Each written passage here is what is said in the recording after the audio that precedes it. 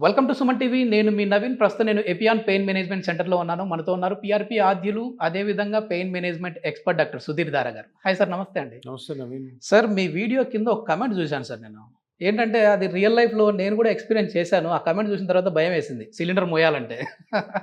ఏంటంటే ఒక బరువు ఎత్తేటప్పుడు నాకు భుజం పట్టేసింది సార్. దాన్ని నెగ్లెక్ట్ చేశాను.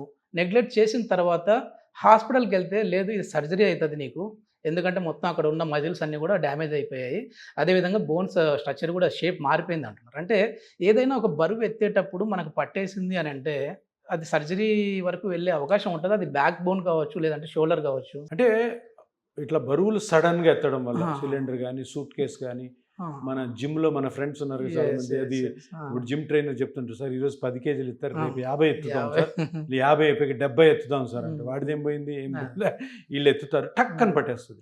అంటే అదేంటి ఫస్ట్ ఆఫ్ ఆల్ కనుక్కోవాలి అసలు ఎందుకు సడన్. అంత ముందు వరకు నీకు నొప్పి లేదు, జిమ్ లో హ్యాపీగా చేసుకుంటున్నావు, నీకు కూడా అంతా బాగున్నావు, సిలిండర్ ఎత్తావు, ఏదో మనం సూట్ కేసులు ప్రయాణం అప్పుడు ఎత్తుతూ ఉంటాం, ఇంత ముందు వరకు నొప్పి లేదు, సడన్ గా ఎందుకు వచ్చింది, ఏదో జరిగింది. సో అలా అలా అలా జరిగినప్పుడు సివియర్ పెయిన్ వచ్చినప్పుడు ఏం ట్రీట్మెంట్ చేయాలని ముఖ్యంగా, అది ఏం జరుగుతుంది, అది నడుములో కానీ షోల్డర్లో కానీ నెక్ కూడా వస్తుంది. సో ఇప్పుడు ఈ స్పైన్ అంటే నెక్ కానీ నడుము కానీ అంటే స్పైన్ రిలేటెడ్, స్పైన్ చుట్టూ ఉన్న మజిల్స్, ఆ మజిల్స్ మీద ఫేషియా ఉంటాయి. వీటిల్లో ఏదో ఒకటి దెబ్బతింటుంది. ఫేషియా క్రాక్ అయి ఉండొచ్చు, మజిల్ క్రాక్ అయి ఉండొచ్చు, కొంచెం డిస్క్లు ఉండాల్సిన ప్లేస్లో ఉండకుండా బయటకు వచ్చి నరాన్ని ఒత్తుతుండొచ్చు. సో షోల్డర్లో లిగమెంట్స్ ఉంటాయి, షోల్డర్లో మజిల్స్ ఉంటాయి, షోల్డర్ జాయింట్ ఉంటుంది, లేబ్రమ్ అని ఇంకొక ప్లేస్ ఉంటుంది, అవి కూడా డ్యామేజ్ అయ్యి ఉండొచ్చు. నెక్లో కూడాను bones, ligaments, discs, nerves. So ఏదో వెళ్ళి ఏదో టెస్ట్ చేసుకొని అది ఏదో బయట పెట్టి దానికి ఆపరేషన్ చేసుకోవడం ద్వారా తప్పుదారిపోయే అవకాశం ఉంది. ఫస్ట్ ఆఫ్ ఆల్ కరెక్ట్ కనుక్కోవాలి. లైట్ తీసుకునే ఇబ్బంది కదా సార్, లైట్ పడుకుంటావు, సడన్ స్పాజం వచ్చినప్పుడు 15-20 రోజులు నొప్పి తగ్గ లేస్తే పట్టుకుంటుంది.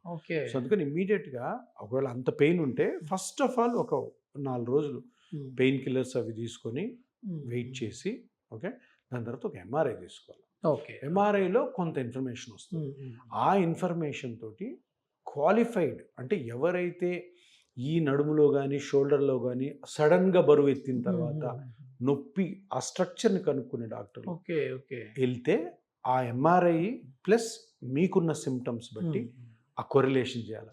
ఏదో ఎంఆర్ఐలో నీకు సడన్ పెయిన్ వచ్చింది, ఎంఆర్ఐలో చిన్న డిస్క్ ప్రొలాప్స్ ఉందని డిస్క్ బికావు అనుకో, వేస్ట్ నీకు, నువ్వు అలాగే ఉంటావు, దానివల్ల ఇంకా లేనిపోయిన కాంప్లికేషన్. స్పైన్ మీద ఒకసారి సర్జరీ ఏంటంటే నీకు మళ్ళీ నెక్స్ట్ టైం నొప్పి వస్తే ఇంకా స్పైన్ సర్జరీ ఇంకా ఫెయిల్ అవుతుంది. షోల్డర్ అయినంత కరెక్ట్గా అంటే ఇప్పుడు ఎంఆర్ఐలో ఉన్న చేంజెస్ డాక్టర్ గారికి హెల్ప్ అవుతాయి, అంతేగాని అందులో ఉన్న చేంజే నీలో పెయిన్ కారణం అని చెప్పడానికి లేదు. సో నీ బాడీలో అంత స్పాజం రావడానికి గల కారణం అనుకోవాలి. సో కొన్నిసార్లు సర్జరీ పోవాల్సి వస్తుంది అవసరమైతే, ఎక్కువ పాళ్ళు సర్జరీకి వెళ్ళాల్సిన అవసరం లేదు, కానీ కరెక్ట్ కనుక్కోవాలి. దీనికి ఒకవేళ ఏదైనా ఇప్పుడు ఎక్కువ సిట్టింగ్ పొజిషన్లో జాబ్ చేసే వాళ్ళు ఉంటారు కదా సార్, వాళ్ళకి వచ్చేసేసి ముడ్డి ఎముక దగ్గర పెయిన్ అంటుంటారు. ఈ డాక్టర్ దగ్గరికి వెళ్తే L5 ప్రాబ్లము, L5S1 ప్రాబ్లం అంటుంటారు, దానికి కూడా సర్జరీ అంటూ ఉంటారు. దానికి పిఆర్పి సూటబులా సార్? టైల్ బోన్ పెయిన్ అంటాం, లాస్ట్లో తోకముట్టి అంటారు. ఇట్లా కూర్చున్నప్పుడు ఆ బోను తగులుతా ఉంది అనుకో, లేదు ధన్మన్ కింద పడ్డావు, బటక్స్ మీద ల్యాండ్ అయినావు, చిన్న ఫ్రాక్చర్ అవుతుంది. కొన్నిసార్లు ఫ్రాక్చర్ కాకపోయినా కానీ హార్డ్ సర్ఫేస్ మీద కూర్చున్నాం, కొంతమంది పీటల మీద కూర్చుంటారు, పురోహితులు ఏమో కూర్చొని సిమెంట్ మీద చేస్తుంటారు. అప్పుడు ఏమవుద్ది, కొంచెం సన్నగా ఉన్నవాళ్ళు అనుకో ఆ బోన్ టచ్ అవుతా ఉంటాయి, ఆ చుట్టూ లిగమెంట్స్ క్రాక్ అవుతాయి, మజిల్స్ క్రాక్ అవుతాయి. దీన్ని కాక్సిగోడైనియా అంటారు. ఆ లాస్ట్ ఎడ్జ్ లో ఉన్నది కాక్సిక్స్ బోన్ అనమాట, దాన్ని కాక్సిగోడైనియా అంటారు. ఇది కామన్, ఇది నిలబడి నడుస్తుంటే నొప్పే ఉండదు, కూర్చోగానే వస్తుంది. ఆ కూర్చోవడం కూడా ఇలా కూర్చుంటారు, కాకుండా ఇలా ముందుకు కూర్చుంటారు, వెనక్కి కూర్చోగానే అది టచ్ అవుతుంది. ఇంకొక కామన్ రీజన్ ఏంటంటే ఇట్లా దెబ్బ తగలడము, మనం చేసే పనులు హార్డ్ సర్ఫేస్ మీద కూర్చుని కాకుండా సడన్ గా వెయిట్ లాస్ అవుతుంది. ఇప్పుడు వెయిట్ లాస్ అనేది పెద్ద ఫ్యాషన్ అయిపోయింది కదా. సడన్ వెయిట్ లాస్ అయినప్పుడు ఏమవుతుంది, ఇప్పుడు ఇది ఇది ఇది టైల్ బోన్, ఇది బటక్. వెయిట్ లాస్ లో బటక్ కూడా సన్నగా వద్దా, ఇది సన్నగా అయినప్పుడు ఏమవుతుంది, ఇది కింద తగులుతుంది. ఇంతకు ముందు మీకు బటక్ లా ఉన్నది, లా ఉంది కాబట్టి ప్రొటెక్ట్ చేస్తుంటది. బటక్స్ ఎప్పుడైతే సన్నగానో ఇది కింద తగులుతుంది. అవును, సో అది ఎప్పుడు డాక్టర్ గారు అడగాల్సింది ఏంటంటే ఈ టైల్ బోల్ పెయిన్ వచ్చి ఈ మధ్య బాడీ వెయిట్ తగ్గావా? అవును సార్, నేను కీటో డైట్ చేసి నేను ఆకులు అలమలు తిని అన్నం తినకుండా ఆ ఆయిల్ ఈ ఆయిల్ తిని తగ్గాను సార్ అంటాడు. అటువంటి వాళ్ళలో కూడా జరుగుతుంది.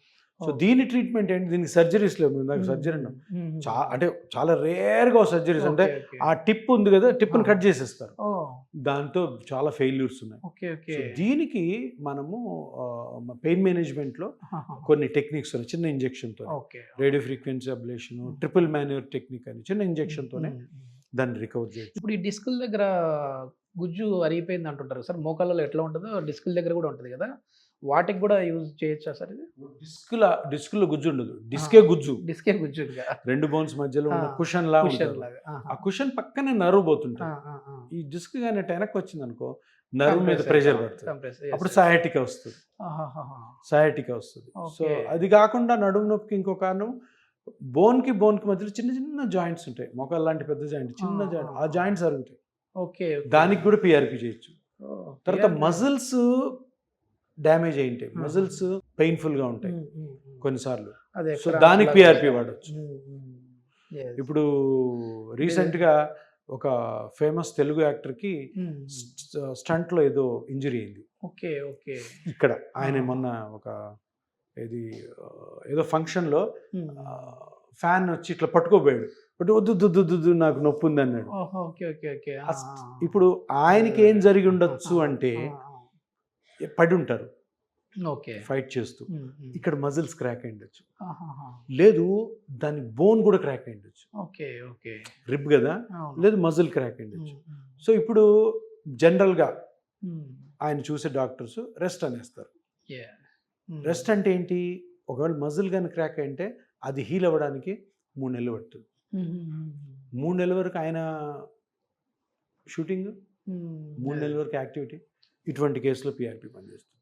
అది పిఆర్పి చేంజ్ ఒక 2-3 వీక్స్లో రికవర్ అయ్యొచ్చు. Simple logic. ఇప్పుడు పడ్డాడు, ఇక్కడ బోన్ అన్న ఫ్రాక్చర్ అయిండాలా, మజిల్ అన్న టేర్ అయిండాలి. బోన్ ఫ్రాక్చర్ అయితే ఆ నొప్పి తగ్గించడానికి వేరే ట్రీట్మెంట్ ఉంది పెయిన్ మేనేజ్మెంట్. మజిల్ క్రాక్ అయింది అనుకో పిఆర్పి. అంటే పిఆర్పి అన్నిటికీ సూటబుల్. మజిల్ క్రాక్ అయిందండి, నీ పిఆర్పిలో ఏముంటాయి? గ్రోత్ ఫ్యాక్టర్స్ ఉంటాయి. క్రాక్ అయిన ప్లేస్లో గ్రోత్ ఫ్యాక్టర్స్. ఎందుకు గ్రోత్ ఫ్యాక్టర్స్ అన్న పేరు ఎందుకు పెట్టారు? నేను పెట్టానా? సైంటిస్టులు పెట్టారు. గ్రో చేస్తాయి. ఇప్పుడు నువ్వు రెస్ట్ ఇచ్చి ఆయన నొప్పితో బాధపడే కంటే ఇది ట్రై చేయి. ఆయన బ్లడ్లోని సెల్స్ తీసివేయడం ఎందుకు చేయకూడదు? ఎందుకు చేయకూడదు? నేను సర్జరీ చిన్న ఇంజెక్షన్తో. So people should know. ఆయన కూడా తెలుసుకోవాలి. ఎందుకు బాధపడాలా? అది జరిగి కూడా 3-4 వారాలు అయినట్టుంది. నేను ఈ మధ్య ఏదో రీల్లో చూస్తున్నప్పుడు పాపం వాడు ఫ్యాన్ వచ్చి పట్టుకోవాలి, చాలా వరకు చాలా అవేర్నెస్ రావాలనుకుంటా. చాలా అవేర్నెస్ రావాలి. నీకు ఇంకొకటి, ఓన్లీ మోకాళ్ళ గుజ్జు తర్వాత నడుము నొప్పి అనుకుంటా ఉంటారు, కానీ చాలా వాటికి ఉంది. చాలా ఇప్పుడు ఏంటబ్బా పిఆర్పి అన్నది 30 సంవత్సరాల నుంచి ఉంది. ఎందుకుంది? ఒకవేళ అది పని చేయకపోతే దాన్ని తీసేస్తారు. ఈరోజు నేను 2017లో స్టార్ట్ చేసినప్పుడు ఒకటే ఒక కిట్ ఉండేది పిఆర్పి. ఈరోజు 30 కిట్లు ఉన్నాయి మార్కెట్లో. ఎందుకు వచ్చాయి? దాని మీద నమ్మకం ఉంది ప్రజలకి. డాక్టర్లకి ఉండాల్సిన అవసరం లేదు, జనాలకు ఉంటే చాలు. పబ్లిక్ డిమాండ్ ఇది. పిఆర్పి అన్నది చాలా కండిషన్స్కి తెలుసు అని దగ్గర 50-60% జనరల్ పాపులేషన్కి తెలుసు. కొంతమంది డాక్టర్లు దీన్ని ఓర్చుకోలేక దాని గురించి నెగిటివ్ మాట్లాడతారు. తప్పేం లేదు, మాట్లాడి వాళ్ళు మాట్లాడిన వాళ్ళకి ఇదో ఇట్లా ఆన్సర్ చెప్తాం. థ్యాంక్ యూ సార్, చాలా మంచి ఇన్ఫర్మేషన్. సో ఏదైనా ఒక పెయిన్ వచ్చింది అని అంటే ముందుగానే భయపడిపోయి మీరు ఏదో మరీ మీకు తెలియని వైద్యం తీసుకునే కంటే ఇట్లాంటి పెయిన్ మేనేజ్మెంట్లో పిఆర్పి కూడా సూటబుల్ అని చెప్పేసి డాక్టర్ గారు చెప్తున్నారు. సో ఇట్లాంటి పెయిన్స్ ఏదైనా అది లెగ్మెంట్ కావచ్చు, లేదు అని అంటే మజిల్ కావచ్చు, ఇట్లాంటి పెయిన్స్ వచ్చినా కూడా పిఆర్పి సూటబుల్. దీనికి సంబంధించి ఫర్దర్ ఇన్ఫర్మేషన్ ఏదైనా కావాలంటే హాస్పిటల్ వారి కాంటాక్ట్ నెంబర్ ప్రొవైడ్ చేస్తున్నాం, మీరు నేరుగా వారితో మాట్లాడచ్చు. Thank you.